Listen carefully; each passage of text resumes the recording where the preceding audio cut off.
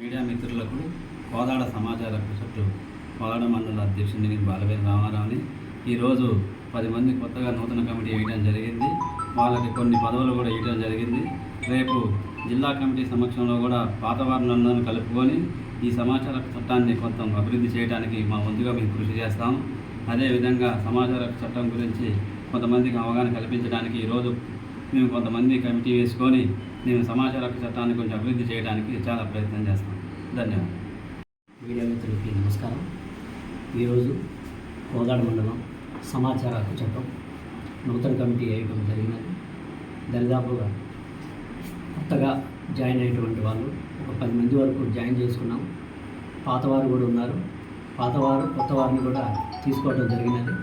త్వరలో సూర్యాపేట జిల్లా మీటింగ్ కూడా పెట్టడం జరుగుతుంది త్వరలో.